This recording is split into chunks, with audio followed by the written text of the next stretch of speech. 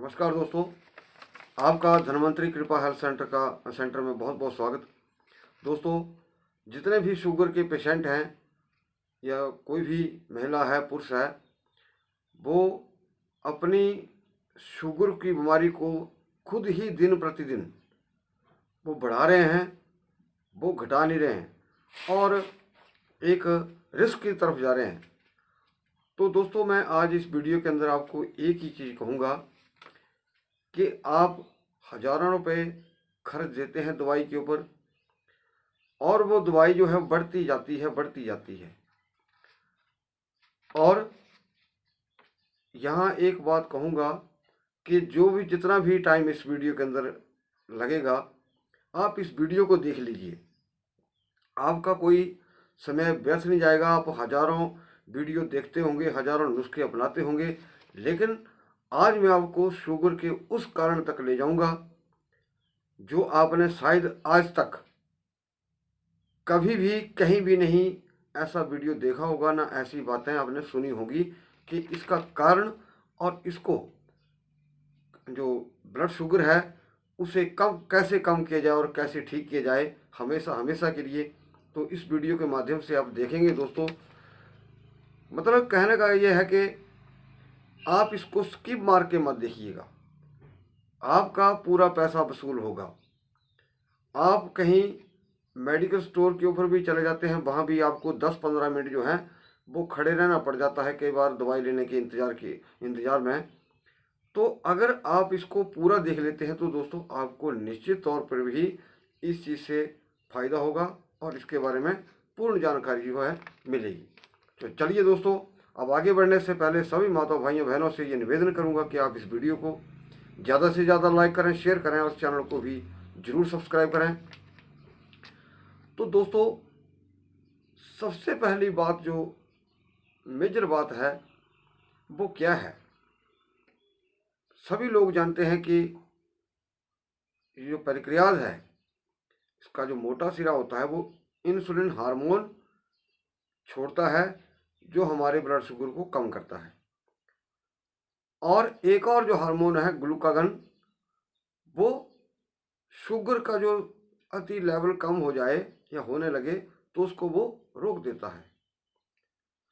तो ये insulin hormone के ऊपर नियंत्रण करता है। इंसुलिन अगर हार्मोन ज़्यादा बनने लग जाए तो आदमी का जो ग्लूकोज का लेवल यानी कि शुगर का लेवल जो है बहुत कम हो जाएगा। तो इस करके ग्लूकागन हार्मोन जो है वो इंसुलिन हार्मोन को भी नियंत्रण करता है। अब दोस्तों, इसमें सबसे बड़ी बात आती है कि तिल्ली, स्प्लीन जिसको बोलते हैं, प्लीहा जिसको बोलते हैं, इसमें जो प्लीहा का रोल है वो बहुत बड़ा रोल होता है।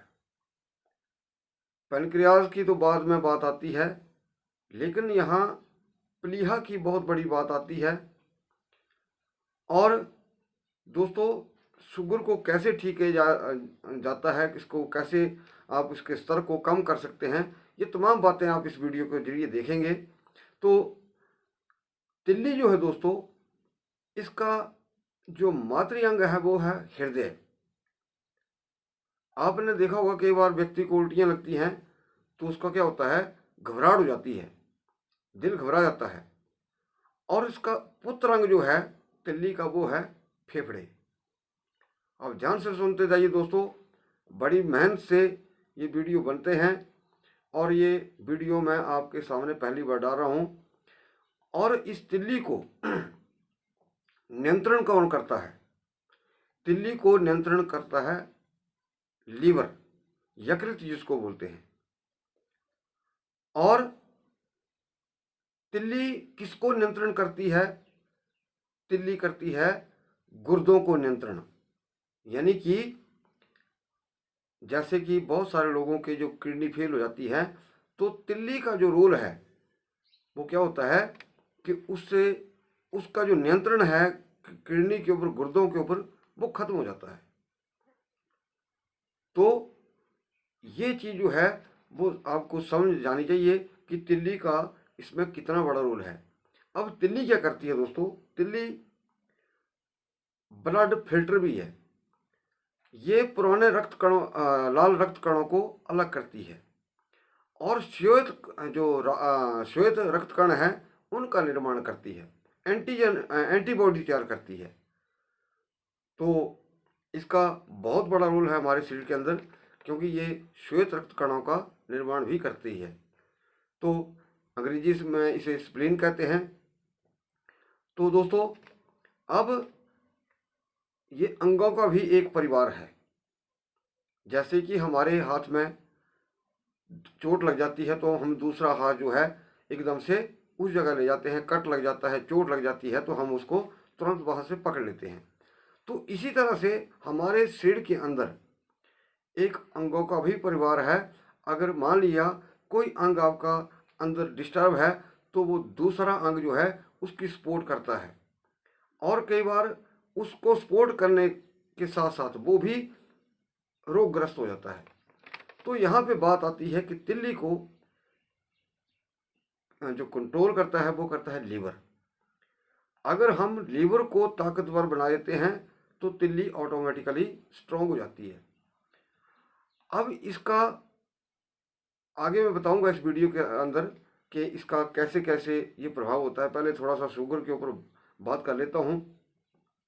जैसा कि सभी लोग जानते हैं कि जब इंसुलिन हार्मोन जो है हमारे ब्लड शुगर को कंट्रोल करता है, तो जितना हमारे पास इंसुलिन है उतना तो वो कार्बोहाइड्रेट को ग्लूकोज में कन्वर्ट कर देता है, लेकिन इसकी कमी से जो कार्बोहाइड्रेट है ज़्यादा है तो वो शर्करा के रूप में ही हमारे ब्लड में रह जाता है।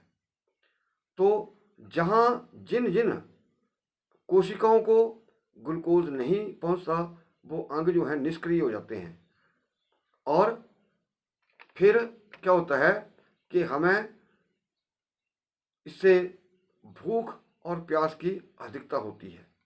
दोस्तों, ब्लड शुगर के अंदर एक खास चीज़ है, अलग अलग व्यक्तियों के जो उसके उपद्रव होते हैं यानी कि निशानियां होती हैं वो अलग अलग होती हैं। किसी को प्यास ज़्यादा लगती है, किसी को भूख ज़्यादा लगती है, किसी को बॉडी में खारिश हो जाती है, वो भी स्प्लीन की वजह से होती है, बाद में बताऊंगा।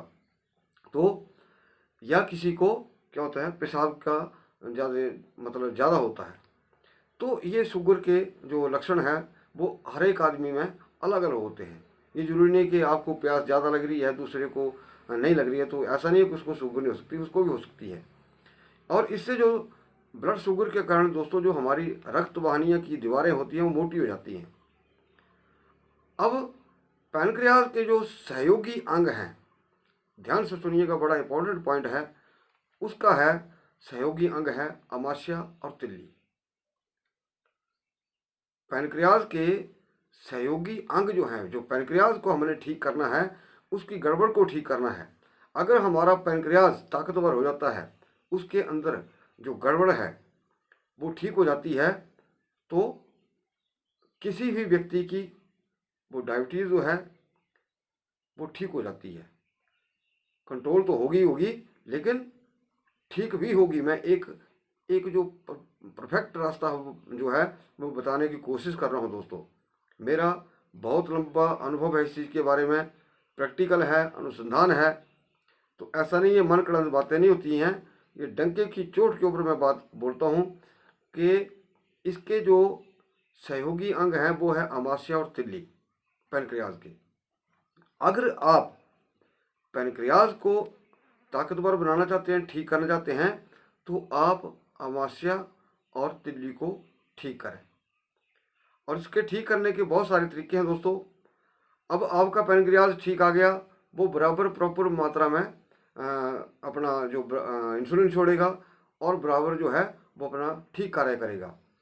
दोस्तों, पैनक्रियाज के प्रभाव से अगर आपका पैनक्रियाज जो खराब होता है तो उससे जो आपको दूसरे अंग जो हैं वो कौन कौन से खराब हो जाते हैं।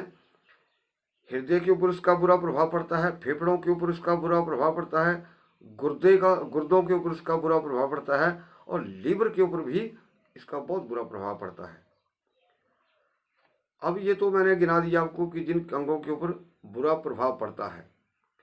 अब इसमें दोस्तों दो चीज़ें आती हैं कि कब्ज, गैस, पेट में अफारा जैसे, या पेट में जलन, या कब्ज, ये 3-4 चीज़ें जो है, जब तक आपकी ये ठीक नहीं है, अगर कोई व्यक्ति सोचे कि मैं किसी भी नुस्खे से शुगर को कंट्रोल करूंगा, तो नहीं होगा। क्यों?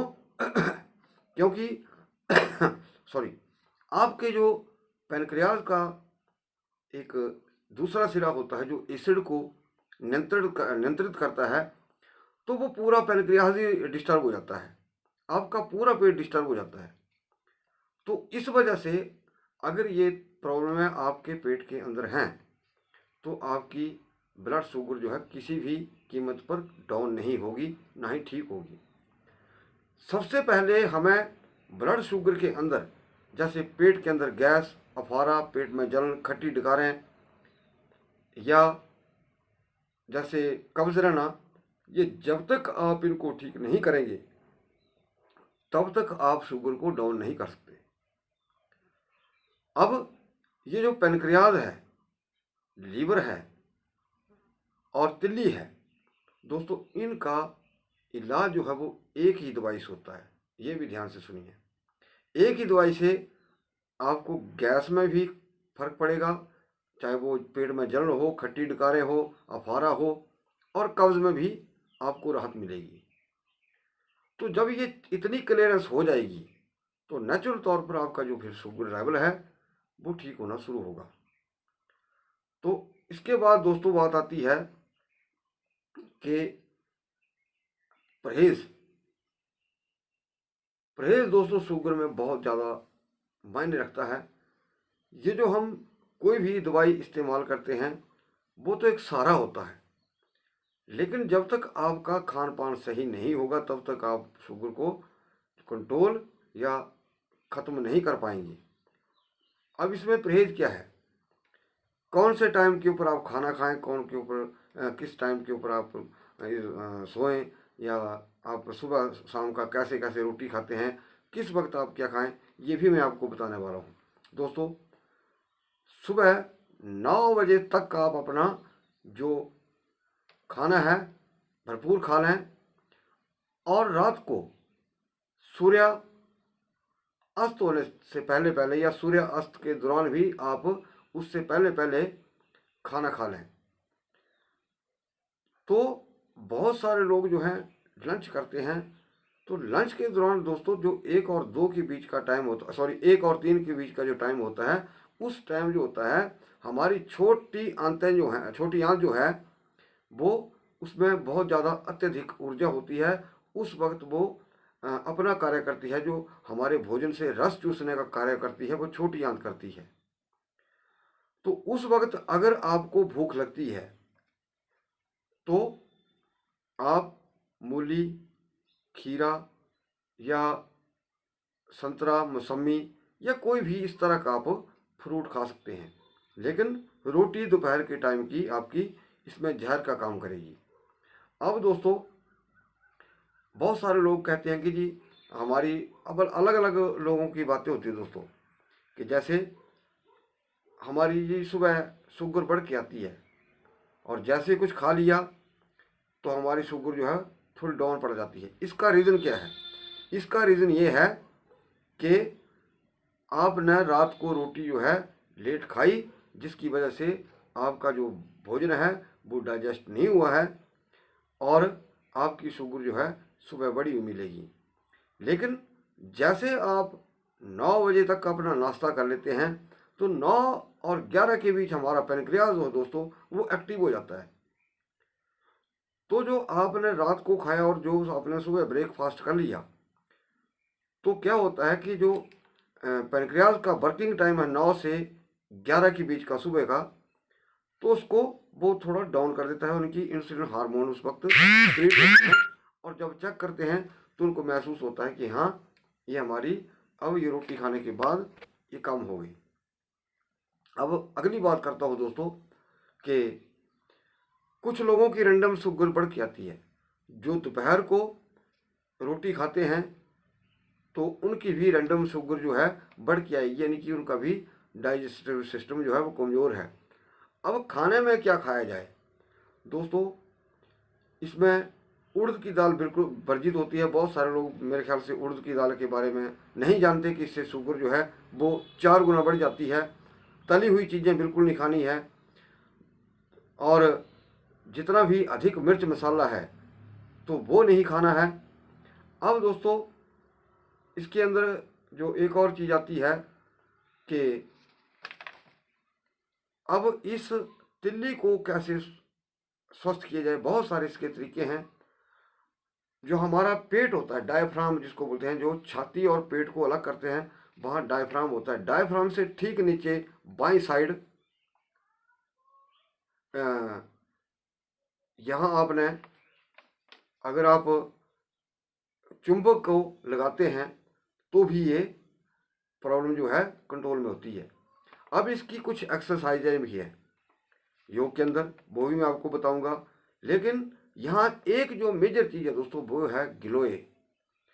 गिलोय से आप शुगर को कैसे ठीक कर सकते हैं। गिलोय क्या काम करती है, पित्त को शांत करती है, नज़रों को बढ़ाती है, आपके इम्यून सिस्टम को बढ़ाती है, और हार्ट को मजबूत करती है। मैंने बहुत सारे केसों में किया है कि जैसे कोई ज़्यादा चिंता रहती है किसी को, हार्ट कमज़ोर है, तो उसको हमने काली मिर्च से बताया। लेकिन यहाँ पे जो गिलोय घन है वो असली होना चाहिए।